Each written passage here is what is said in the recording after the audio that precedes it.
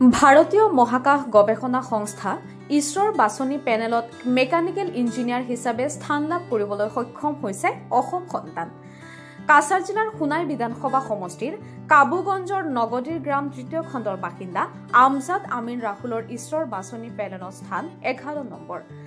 আমজাদ আমিন ৰাহুলে ভাৰতীয় মহাকাশ গৱেষণা সংস্থাত কেন্দ্ৰীয় নিযুক্তি বোৰ্ড 2023ৰ নিযুক্তি পৰীক্ষাৰ বাছনি তালিকাত 153ৰ ভিতৰত 11 নম্বৰ স্থান দখল কৰিবলৈ সক্ষম হৈছে। আমার নাম হচ্ছে আমজাদ আমিন রাহুল। আমি কাবুগঞ্জ নগদীগ্রাম তৃতীয় খণ্ডের নিবাসী। আর বর্তমানে আমি ইসরোতে সর্বভারতীয় স্তরে 11 পজিশন পেয়েছি। অ্যান্ড এর জন্য আমি উপরওয়ালা আল্লাহকে ধন্যবাদ দিতে চাই। ওনার জন্য সবকিছু হয়েছে, ওনার রহমতের জন্য হয়েছে। ছোটবেলায় শুরু হয়েছে আমার 141 নম্বর রামচন্দ্র পাঠশালাতে। ক্লাস 5 and 6 এ পড়েছি লক্ষ্মীচরণ হাই স্কুলে। তারপরে গ্রামের স্কুলে পড়া শেষ করে আমি ক্লাস 7 থেকে শিলচরে চলে যাই। ওখানে অতচান হাই সেকেন্ডারি স্কুলে ভর্তি হয়েছিলাম। তো ক্লাস 10 অবধি আমি ওখানে দিয়েছি। তারপরে 11-12 এর জন্য সায়েন্স বিভাগে আমি রামানুজ গুপ্ত জুনিয়র কলেজে পড়েছি। তারপরে আমি জেডাবলই এক্সাম দিয়েছি। তো জেডাবলই ক্লিয়ার করে আমি এনআইটি শিলচরে মেকানিক্যাল ইঞ্জিনিয়ারিং এ ডিগ্রি নিলাম।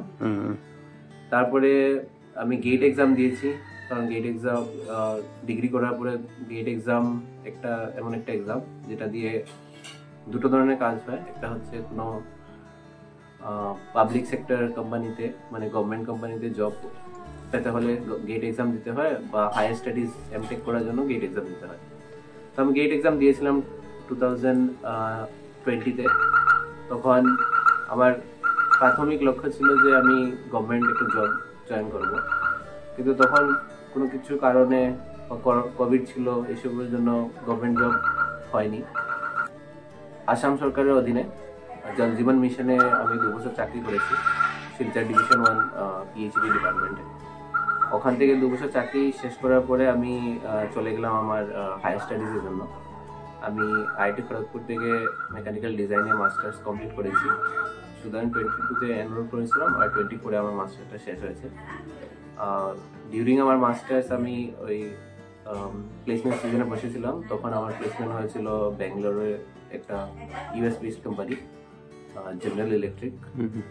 তো ওইখানে আমার মেইনলি রোল ছিল অ্যাজ এ এডিসন ইঞ্জিনিয়ার আমি জয়েন করেছিলাম।